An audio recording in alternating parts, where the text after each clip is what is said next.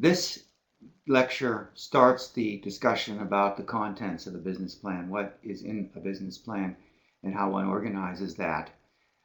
This particular one is the overview discussion, where we'll talk about how one develops and what one puts in all the various sections without going into very much detail about any one section. There'll be follow-on lectures that go into detail about the various sections. The important thing about the business plan as you think about developing it, I do not like giving a template or an online program or anything. When something like that comes, people realize that what's being done is somebody essentially filled the boxes in, and there might be some interesting information in there, but it doesn't really tell you much about the business, the team, how they think about their business, what their opportunity and their excitement and their passion is. However, when you take time and develop a plan that quite specifically captures and communicates your vision of the excitement and the passion and the opportunity that your business presents to you, your team, investors, and other partners, then somebody can be excited about looking at the plan, and it becomes a really good way for them to begin to understand what it is you offer, and potentially for them to become part of it, either by giving money or becoming a member of the team, something like that. All right?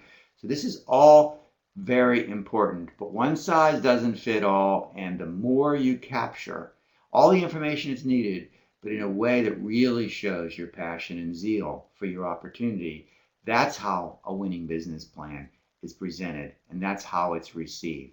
All right? So let's talk about what needs to be in the various parts of the business plan. It always starts, or usually starts, it should start, I want it to start with an executive summary.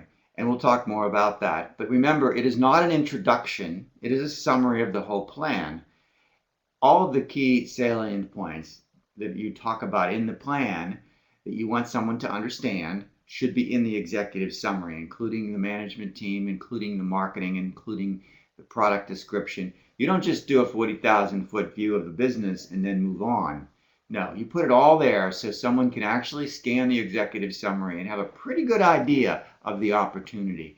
They go to the various sections as they want to understand maybe your marketing plan or your financials or your operations or your management team a little bit better, but it's all in the executive summary, and we'll come back to that.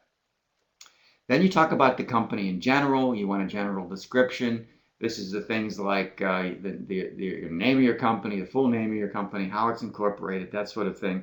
But also what its mission is, what you're trying to accomplish, kinds of customers you're going after, what your products and services are likely to be, maybe a little bit of history, all of that sort of thing.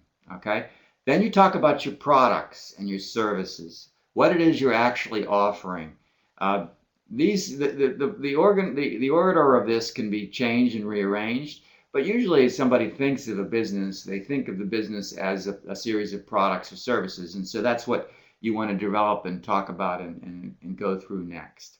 Then there's a part that talks about the markets, who's going to buy this, how big they are, and we'll talk more about that also, but how big they are and who the likely customers are, how fast they're growing, how much market share you're planning on gathering, how you're going to get to the market, your marketing plan.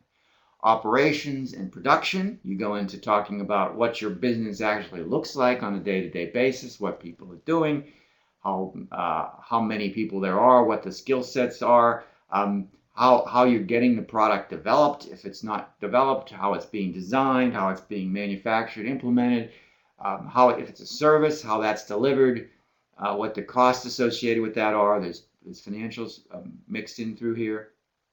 You talk about your management, who's on the team, your organization, if you have other employees and if they're located in different places, or if you have a contractor doing certain kinds of maybe software development, or you're using some contracting for some marketing activities, or for doing market studies or focus groups, the various pieces of your organization, how that fits in. Then you talk about your capitalization and your structure, who owns the company. Capitalization means who's invested so far. In many cases, if it's a startup business, it's going to be the founders, and they might have put some of their own capital in there, either actual money that they've bought in, or some sweat capital by not taking a salary for a period of time. Go into your financials, and we'll have more discussion about those as well. But you always have an income statement and a balance sheet and cash flow for a number of years until your business starts looking like you want it to ultimately be for harvest. If you can do that in 3 years, a 3-year plan is enough. If it takes you 4, that's fine. If it takes you 5, that's fine.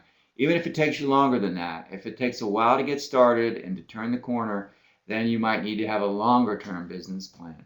Keeping in mind, people realize further out, the less probability there is that it will, that sort of thing will actually happen as planned. Then you talk about milestones. We'll have more discussion about milestones as well. But essentially, these are the key things that once they're accomplished, the business is no longer as risky as it was. In other words, you need to design a product that can meet certain costs and quality targets. That's something in the future when it's in the plan. A milestone is once that's achieved, you know it can be done, the product works, people like it, and you can do it at a certain cost.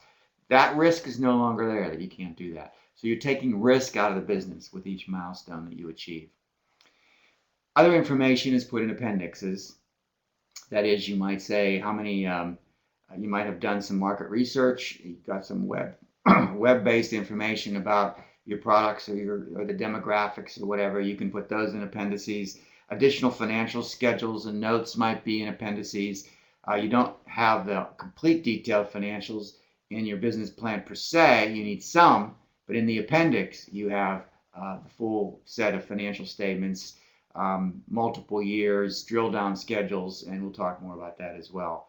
The appendix is where you can put a lot of backup information, also like individual resumes for the management team, maybe some additional, if you're filing for patents, some patent information, that sort of thing, right?